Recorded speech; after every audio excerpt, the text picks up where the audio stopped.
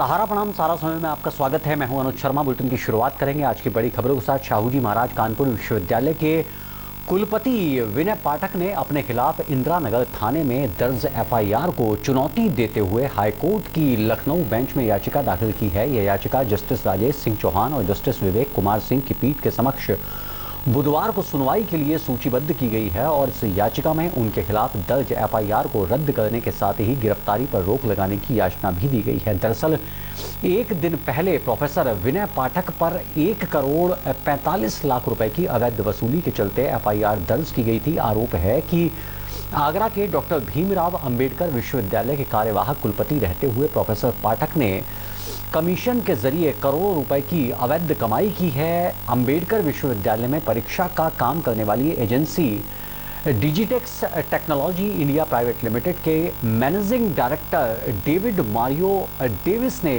रविवार को लखनऊ के इंदिरा नगर थाने में एफआईआर दर्ज कराई थी। उन्होंने प्रोफेसर विनय पाठक के अलावा XLETCT कंपनी के मालिक अजय मिश्रा को भी इस एफआईआर के जरिए नामजद किया है।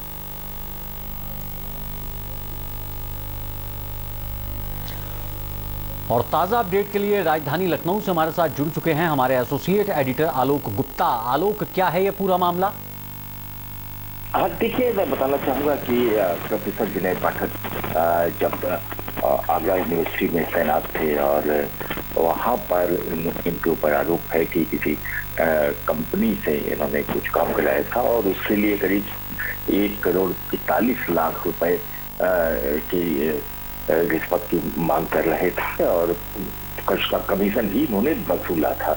इस पूरे मामले में इन लखनऊ के इंदिरा नगर थाने में 29 अक्टूबर को मुकदमा दर्ज कराया गया था और इस मामले में पर आरोप है कि 1 करोड़ 41 लाख रुपए इन्होंने कमीशन भी वसूला है और उसके बाद में इनको कानपुर यूनिवर्सिटी का कुलपति बना दिया गया था और एफआईआर दर्ज होने के बाद इन्होंने हाईकोर्ट की इलाहाबाद पीठ में प्रयागराज पीठ में भी अर्जी दी है, अपनी याचिका दाखिल की है कि उसकी गिरफ्तारी न की जाए और उनके न आने से वो अपने कानपुर यूनिवर्सिटी के कैंपस में भी नहीं पहुंच रहे हैं, जिसके कारण कामकाज भी प्रभावित हो रहा है। अब देखना यह है कि एसटीएस इस पूरे मामले की जांच कर रही है और हाईकोर्ट की इलाहाबाद पीठ से उन्हें किस तरीके की राहत मिल पाती है, नहीं तो उसके ऊपर गिरफ्तारी की तलवार जो है पूरी तरीके से लटक सकती है। जी आलोक, आप बने रहिए हमारे साथ। रुक करेंगे एक और बड़ी खबर का। मुख्यमंत्री योगी आदित्यनाथ का आज हिमाचल प्रदेश का दौरा है, जहां वो 3 चुनावी जनसभाओं को संबोधित करेंगे। सबसे पहले वो हमीरपुर में जनसभा को संबोधित कर रहे हैं और उसके बाद वो मंडी और सोलन में भी जनसभा को संबोधित करेंगे।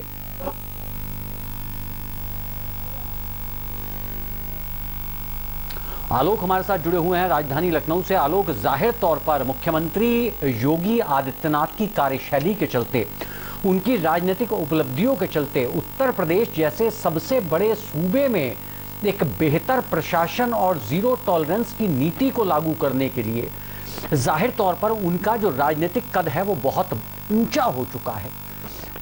राष्ट्रीय स्तर का उनका राजनीतिक कद है और जाहिर तौर पर यही कारण है कि देश के जिस भी हिस्से में चुनाव होता है, बीजेपी के कार्यकर्ता से लेकर बीजेपी के नेता, तमाम पदाधिकारी सबसे पहले यही मांग रखते हैं कि मुख्यमंत्री योगी आदित्यनाथ को चुनाव प्रचार के लिए स्टार प्रचारक के तौर पर उनकी भूमिका उनके राज्य में भी रहे। यही कारण है कि एक साथ आज 2 से 3 रैलियों को मुख्यमंत्री हिमाचल प्रदेश में संबोधित करने जा रहे हैं। देखिए अनुज, बताना चाहूंगा कि मुख्यमंत्री योगी की लोकप्रियता इस कदर है, हर एक किसी देश के किसी भी हिस्से के किसी भी राज्य में कोई भी चुनाव हो रहा हो, चाहे वो विधानसभा का चुनाव हो या फिर लोकसभा का चुनाव हो, मुख्यमंत्री योगी आदित्यनाथ स्टार प्रचारकों की सूची में हमेशा शामिल रहे और उनकी डिमांड प्रधानमंत्री मोदी और अमित शाह की तुरंत बाद रहती है और कई मामलों में प्रधानमंत्री मोदी के बाद उनकी जनसभाओं को लेकर उम्मीदवारों की मांग रहती है। पार्टी उनके कार्यक्रमों को इसी तरीके से लगाती है ताकि संबंधित चुनाव में पार्टी के उम्मीदवारों को ज्यादा से ज्यादा फायदा पहुंचे। और आज अब चूंकि हिमाचल प्रदेश में विधानसभा के आम चुनाव होने हैं और ऐसे में मुख्यमंत्री योगी के आज की 3 जनसभाएं उनकी लगी हुई हैं और तीनों जनसभाओं में वो पार्टी के उम्मीदवारों के पक्ष में वोट करने की अपील करेंगे, साथ ही बताएंगे कि किस तरीके से बीजेपी की सरकारें तो काम करते हैं, चाहे उत्तर प्रदेश की बात हो, चाहे वो केंद्र सरकार की बात हो, डबल इंजन की सरकार की इम्पोर्टेंस क्या रहती है, किस तरीके से विकास की जो पहिया है उसमें रफ्तार डबल इंजन में कितनी तेजी के साथ आगे बढ़ती है। अच्छा, प्रदेश की बात हो, 1 ट्रिलियन इकोनॉमी की तरफ उत्तर प्रदेश बढ़ रहा है, तो हिमाचल की क्या भूमिका रह सकती है कंट्री की 5 ट्रिलियन इकोनॉमी को आगे बढ़ाने को लेकर। सारी चीजें वो अपने भाषणों में रखते हैं। और आज की जो उनकी पहली जनसभा है हिमाचल के मंडी में है, मंडी जनपद में उनकी पहली जनसभा करीब 12:30 बजे से शुरू होनी है। और उसके बाद में उनकी जो दूसरी जनसभा है दशहरा मैदान परवाणु कसौली में है, ये भी मंडी में ही आता है, मंडी में ही उनकी दूसरी जनसभा है। और इसके अलावा उनकी एक जनसभा और भी है, तो कुल 3 जनसभाओं की जानकारी फिलहाल मिल रही है जो मुख्यमंत्री की हिमाचल में लगी हुई है। तो कहीं ना कहीं उनकी जो लोकप्रियता का पैमाना है वो टॉप पर बना हुआ है। जी जी जी इस तमाम बातचीत और जानकारी के लिए आपका बहुत बहुत शुक्रिया आलोक। उत्तराखंड में सर्राफा व्यापारियों से 1.5 करोड़ रुपए की रंगदारी मांगी गई है। अंतर्राष्ट्रीय गैंगस्टर लॉरेंस बिश्नोई और गोल्डी बरार नाम से ये रंगदारी मांगी गई है। रंगदारी को जल्द ही बैंक खातों में जमा न करने पर व्यापारियों को जान से मारने की धमकी दी गई है। इस मामले में कार्रवाई की मांग के लिए सभी व्यापारियों ने कोतवाली में एसएसआई से मिले और बाद में उन्होंने एसपी चंद्रमोहन सिंह को इस बारे में जानकारी देते हुए व्यापारियों को सुरक्षा मुहैया कराने की गुहार लगाई है। सभी व्यापारी ऊधम सिंह नगर के काशीपुर के रहने वाले हैं। श्री गुरु ज्वेलर्स के मालिक पुरुषोत्तम से 50 लाख रुपए, आनंद ज्वेलर्स से मालिक विवेक वर्मा से 30 लाख और अशोक ज्वेलर्स के मालिक गौरव अग्रवाल से 50 लाख रुपए की रंगदारी मांगी गई है। कॉल करने वाला लॉरेंस बिश्नोई और गोल्डी बरार के गैंग का सदस्य खुद को बता रहा था।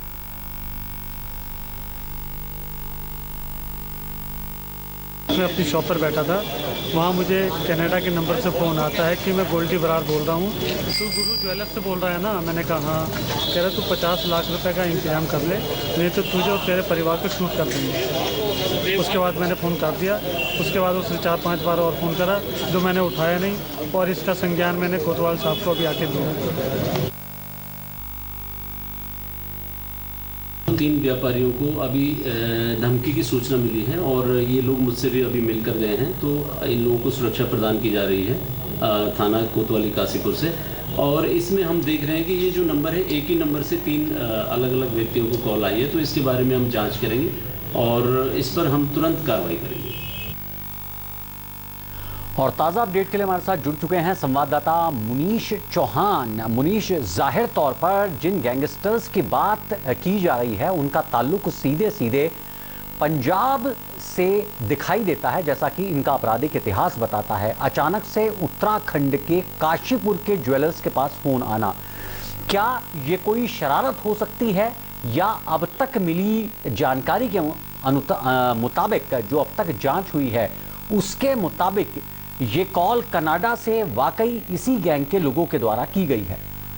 जी बिल्कुल, देखिए आपको बता दें, जैसा कि कल देर शाम का ये मामला है, जनपद उधम सिंह नगर के काशीपुर का ये मामला है, जहां 3 सराफा व्यापारी को फोन कर ये कनाडा के नंबर से कॉल कर ये धमकी दी गई है और रंगदारी मांगी गई है।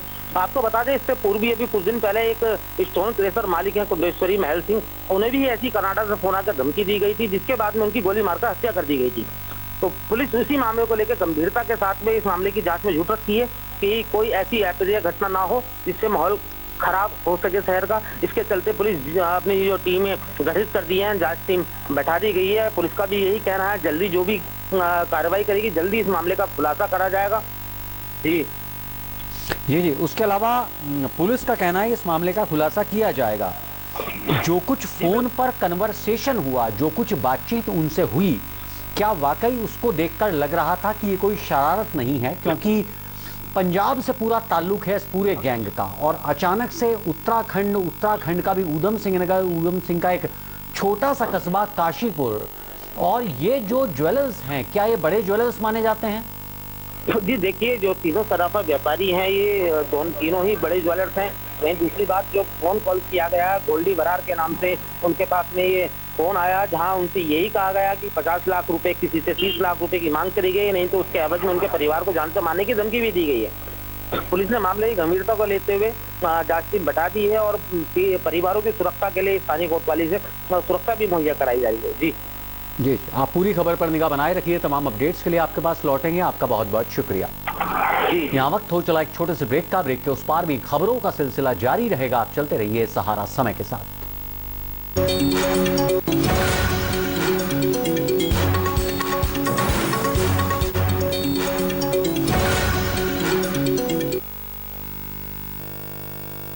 एक्शन टेसा का HDHMR बोर्ड चाहिए। वो हरे बोर्ड निकाल दे भाई। पर ये तो एक्शन टेसा का HDHMR बोर्ड नहीं है। सारे हरे बोर्ड एक जैसे ही होते हैं। हम बैठे हैं ना। क्या ये दीमक बोरर रेजिस्टेंट है? हम बैठे हैं ना। और वाटर रेजिस्टेंट? हम बैठे हैं ना। दे दो। किसी भी हरे बोर्ड को HDHMR समझकर घर लाओगे तो पछताओगे, क्योंकि सिर्फ एक्शन टेसा का HDHMR बोर्ड ही है वाटर, टर्माइट और बोरर रेजिस्टेंट।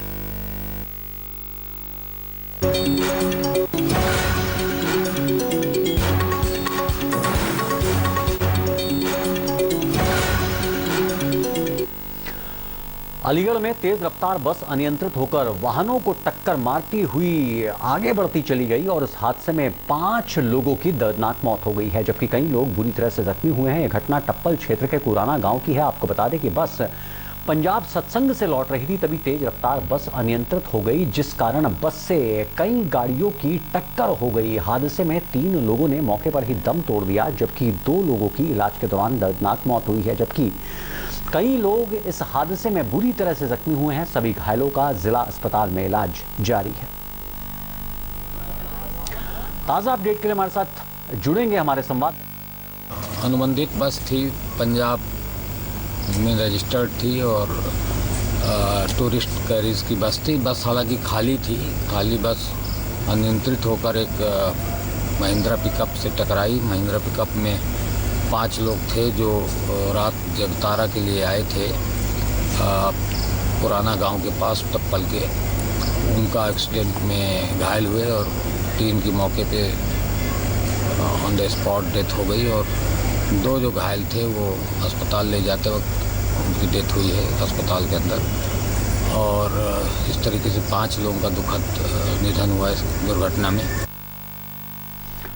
और ताज़ा अपडेट के लिए हमारे साथ जुड़ चुके हैं मौके पर मौजूद हमारे संवाददाता धीरेन्द्र सिंह। धीरेन्द्र, कैसे हुआ ये दर्दनाक हादसा? देखिए अनुज, मैं आपको बताऊंगा। ये देखिए पंजाब में जो है, जो कुछ लोगों को छोड़ने के लिए गई थी, जो लोग सत्संग में गए थे, वहाँ से ये बस वापस आ रही थी और कल शाम को ये बस जो है अलीगढ़ पलवल मार्ग पर जैसे ही थाना टप्पल क्षेत्र में कुराना गांव के पास पहुंची, वहाँ उसी गांव में गौरव नाम के व्यक्ति के बच्चे का कल जो है दिन में जन्मदिन था। उसी जन्मदिन के चलते वहाँ रात्रि में जो है मतलब एक कार्यक्रम होना था जागरण का। तो जागरण की मंडली वहाँ पे जो है रोड के किनारे गाड़ी खड़ी करके सामान उतार रहे थे। कुछ लोग वहाँ पे जो है खाने पीने का कार्यक्रम भी चला था रोड के किनारे।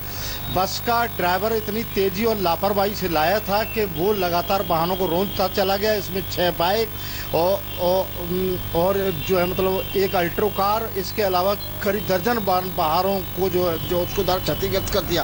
साथ ही मैं आपको अनुज देखो बताना चाहूँगा कि देखिए जो चालक था वो समझ लो इतना लापरवाही से चला रहा था कि वाहनों को रोनते हुए और काफ़ी दूर तक वाहनों को खींच के भी ले गया। और इसमें करीब जो है जिस हम लोग जो है मौके पर 3 लोगों की मौत हो गई, 2 लोगों की अस्पताल में जो है दम तोड़ दिया। साथ ही जो है अनुज जो इसमें कई लोग घायल हुए जिनको प्राइवेट अस्पतालों में और सरकारी अस्पताल में कराया गया, इलाज के लिए भर्ती कराया गया। कहीं न कहीं कह सकते हैं देखिए प्रदेश सरकार की तरफ से 1 नवंबर से कहीं न कहीं देखिए तमाम रैलियां निकाली जाती हैं और जो माह इस समय चल रहा है ये माह कहीं न कहीं जो हम लोग यात्रियों के लिए और चालकों के लिए जो बताया जाता है कि इस माह में जो है यातायात के नियम सिखाए जाते हैं लोगों को और उसके प्रति कहीं न कहीं जागरूक किया जाता है। तो कल अफसरों के द्वारा लगातार ये प्रयास भी किए गए, लेकिन कहीं न कहीं वो प्रयास नाकाफी है कि समझ यातायात माह की समझ पहले दिन ही शुरुआत में जिस अलीगढ़ में 5 लोगों की कहीं न कहीं जिस एक हादसे में मौत हुई है। इससे साफ कहा जा सकता है कि कहीं न कहीं जागरूकता की लोगों के अंदर कमी भी है और चालक के द्वारा जिस तरह लापरवाही से हमारी टक्कर मारी गई उससे साफ दिखाई दे रहा है। जी अनुज। जी जी, इस जानकारी के लिए आपका बहुत बहुत शुक्रिया धीरेन्द्र। प्रदेश में कई जिलों में डेंगू का कहर लगातार बढ़ता जा रहा है और इस क्रम में बहराइच में भी डेंगू ने अपने पैर पसार लिए हैं। जल भराव वाले इलाकों में डेंगू तेजी के साथ फैल रहा है, जिससे लोगों में दहशत बनी हुई है। वहीं डेंगू के कहर से स्वास्थ्य विभाग के अधिकारियों में भी हड़कंप मचा हुआ है। बताया जा रहा है कि जनपद के सारे मेडिकल कॉलेज, नर्सिंग होम मरीजों से भरे हुए हैं, जिनकी संख्या 2 दर्जन से ज्यादा बताई जा रही है। वहीं मेडिकल कॉलेज के सीएमएस का कहना है कि फिलहाल 17 मरीज संदिग्ध पाए गए हैं, जिन्हें स्पेशल वार्ड में भर्ती कर इलाज किया जा रहा है। 17 मरीज भर्ती हमारे यहाँ संभावित हैं, वो डेंगू कंफर्म नहीं है उनका, और उनके इलाज की पूरी व्यवस्था है। 30 बेड का वार्ड हमने अलग से बना रखा है और सारी दवाई व्यवस्था सब कुछ है हमारे पास। संभावित है, कंफर्म नहीं है अभी, वो उनकी जांच चल रही है। प्रदेश के कई जिलों में डेंगू का कहर लगातार बढ़ता जा रहा है और इस क्रम में बहराइच में भी डेंगू ने अपने पांव पसार लिए हैं। जल भराव वाले इलाकों में डेंगू तेजी के साथ फैल रहा है, जिससे लोगों में दहशत बनी हुई है। वहीं डेंगू के कहर से स्वास्थ्य विभाग में भी हड़कंप मचा हुआ है। बताया जा रहा है कि जनपद के सारे मेडिकल कॉलेज, नर्सिंग होम मरीजों से भरे हुए हैं, जिनकी संख्या 2 दर्जन से ज्यादा बताई जा रही है। वहीं मेडिकल कॉलेज के सीएमएस का कहना है कि फिलहाल 17 मरीज संदिग्ध पाए गए हैं, जिन्हें स्पेशल वार्ड में भर्ती कर इलाज जारी है।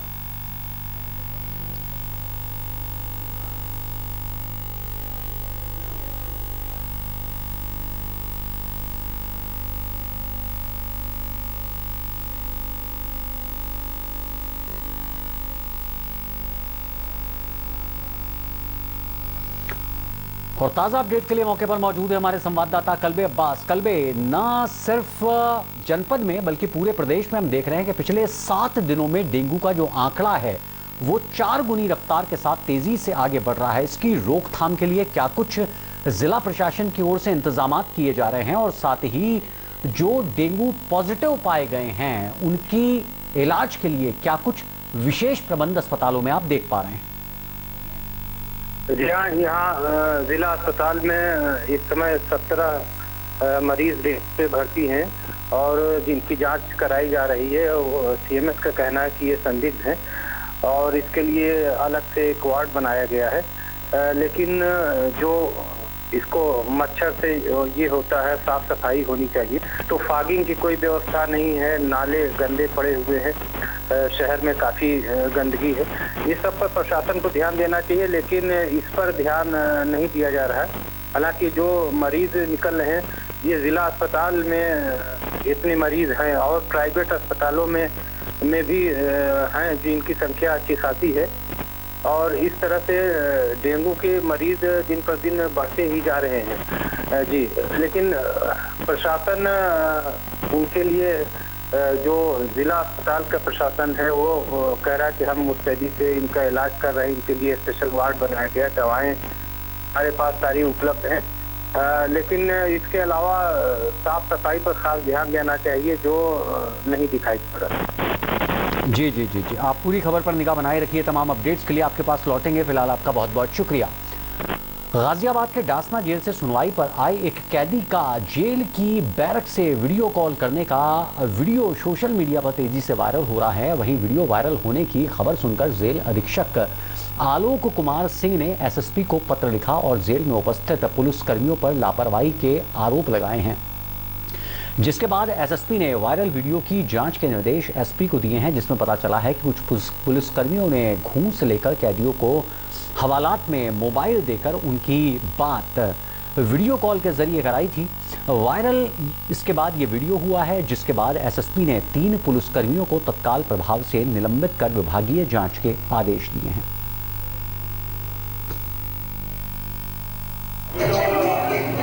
उस वीडियो के संज्ञान में आने के बाद इसमें त्वरित कार्रवाई की गई थी और लगातार इसमें जिसका दोष निर्धारण करने के लिए मेरे द्वारा इसमें जांच संपादित की जा रही थी। और जांच संपादित करने के उपरांत इसमें जो पुलिसकर्मी उस समय वहाँ ड्यूटी पे थे, कोर्ट में हवालात में ड्यूटी पे थे, उनकी भूमिका हम लोगों ने इसमें निर्धारित करते हुए और एसएसपी सर ने उस जांच रिपोर्ट के आधार पर 3 पुलिसकर्मियों को इसमें सस्पेंड किया है। इसके अलावा इसमें अभी और भी जांच प्रचलित है कि और कौन अन्य किनकी भूमिका इस तरह की इसमें रही है। औरैया जिले में कोटेदारों की राशन में घटतौली करने की शिकायत आए दिन आती रहती है और ऐसी एक शिकायत पर खाद्य आपूर्ति अधिकारी देवमणि मिश्रा शिकायत पर भड़क उठे। वहीं पूरे मामले का वीडियो सोशल मीडिया पर वायरल हो गया।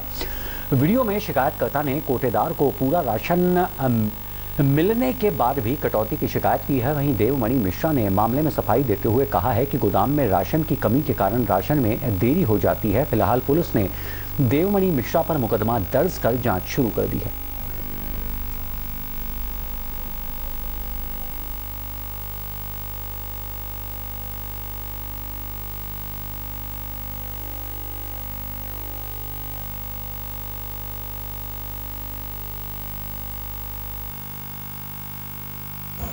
देखिए, एक वीडियो मुझे भी कुछ पत्रकार बंधुओं ने भेजा है जिसमें उन्होंने थोड़ा सा आक्रोश व्यक्त करते हुए जो भी रिपोर्टर गए होंगे जिस मुद्दे पर उनसे बात करनी चाह रहे होंगे, तो उन्होंने कहा कि नहीं आप हट जाओ और मैं ऐसे मतलब कुछ लोग पत्रकार ठीक नहीं होते हैं। काफ़ी आक्रोशित मुद्रा में बोल रहा है। तो अभी मैंने फिलहाल चूँकि एक पक्ष की बात सुन करके रिपोर्ट करना ठीक नहीं, तो मैंने एडीएम फाइनेंस को इसके लिए जाँच दिया हुआ है कि आप जाके दोनों पक्ष को सुन के एक रिपोर्ट दें। और चूँकि जिला पूर्ति अधिकारी रजिस्ट्रेड पोस्ट है तो शासन नियुक्ति अधिकारी होते हैं, तो हम जैसा भी जांच रिपोर्ट आएगी हम शासन को रेफर करेंगे। डीलर हो? सेगन पुट्ठा। आपको क्या समस्या है? हमारी समस्या क्या है कि हमें गल्ला कम मिलत, दोबारा मिलत नहीं है। कहाँ से मिल गए कब मिलो नहीं बाद में 160 हमें चावल हमें कम मिलो। यहाँ पे कांटा बुलाएगा, मैं भाड़ा से 1,000 रुपये में गाड़ी लेकर आया हूँ और वो हमको मिलेगा नहीं और गल्ला भी कम मिल रहा है। मेरे पैकेटों का वजन नहीं मिला और वहाँ का है समस्या ये कि 2 रुपये अच्छा लग रहा है। 4 रुपये नमक की बोरी, चना की बोरी 4 रुपये। ये भाड़ा नमक की बोरी का, चना की बोरी का और रिफाइंड का आपसे लिया जा रहा है? हाँ। SMI से बात नहीं की? हाँ, उनसे की थी, वो कह रहे मिलेगा, कभी पता नहीं मिलेगा। हमको एक भी बात नहीं मिला। खबर बरेली से, जहां नवंबर में शुरू होने वाले यातायात माह का चौकी चौराहे से एडीजी बरेली जोन राजकुमार ने फीता काटकर शुभारंभ किया है और यातायात जागरूक रैली को हरी झंडी दिखाकर रवाना किया है। साथ ही उन्होंने लोगों को सड़क सुरक्षा को लेकर जागरूक किया और यातायात के नियमों का पालन करने के भी आदेश दिए हैं। आपको बता दें कि लोगों को यातायात के प्रति जागरूक करने के लिए हर साल नवंबर के महीने में यातायात जागरूकता माह मनाया जाता है।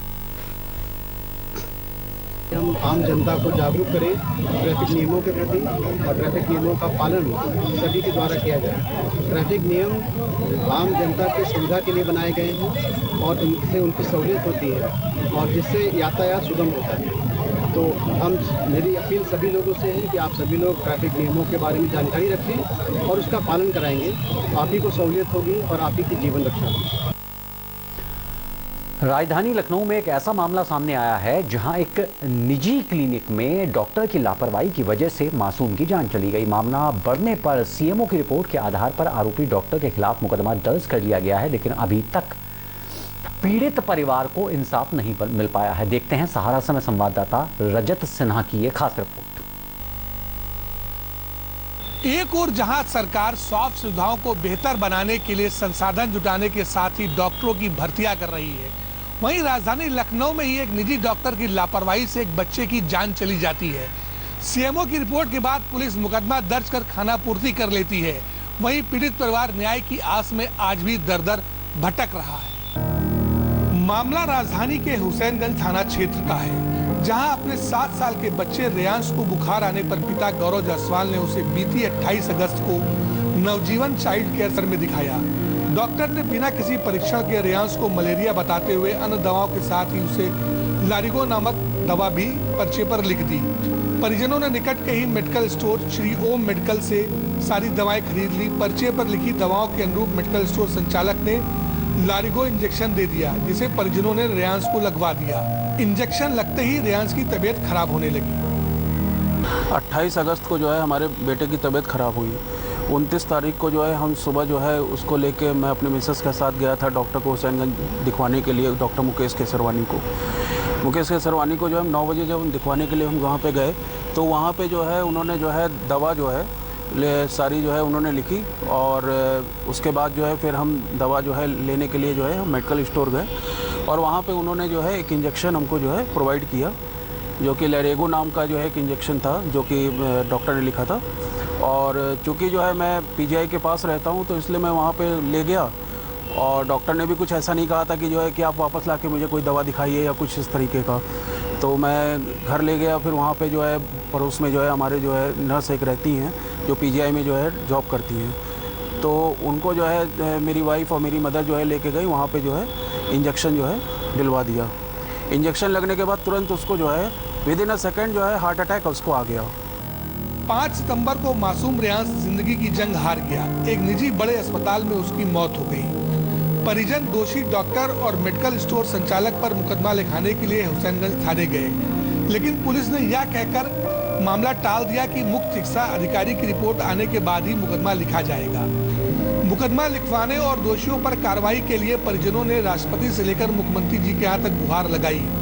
अंततः सीएमओ की रिपोर्ट आने के बाद ही पुलिस ने 16 अक्टूबर को दोषियों के खिलाफ गैर इरादतन हत्या आईपीसी की धारा 304A के तहत मुकदमा दर्ज किया। मुकदमा लिखे जाने के बाद से यह मामला फिर जहां का तहां है। परिजन फिर न्याय की आस में भटक रहे हैं। पीएम पोर्टल पे भी जो है डाला था, राष्ट्रपति के भी पोर्टल पे डाला था। एक चिट्ठी राजनाथ सिंह जी को जो है भिजवाई थी, पीएम को भी भिजवाई थी और सीएम को भी भिजवाई थी।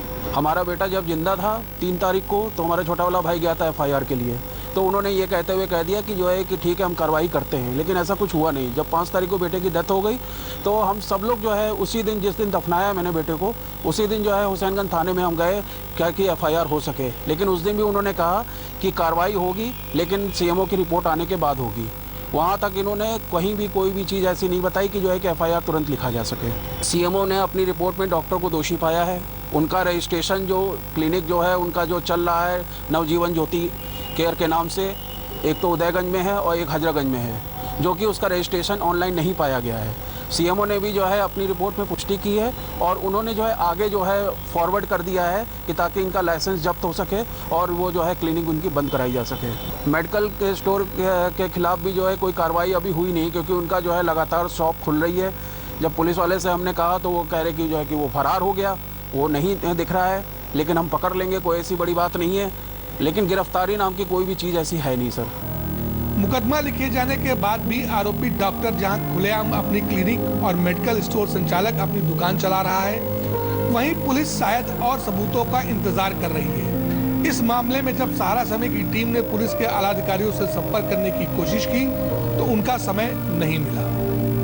बीमारी की स्थिति में डॉक्टर को भगवान मानने और मुसीबत में पुलिस को पुलिस मित्र मानने की बात किस हद तक सही है, इसका अंदाजा राजधानी लखनऊ में घटी इस घटना से लगाया जा सकता है, जहां अपने पुत्र की असमय मौत से दुखी एक पिता न्याय की आस में आज भी इधर उधर भटक रहा है।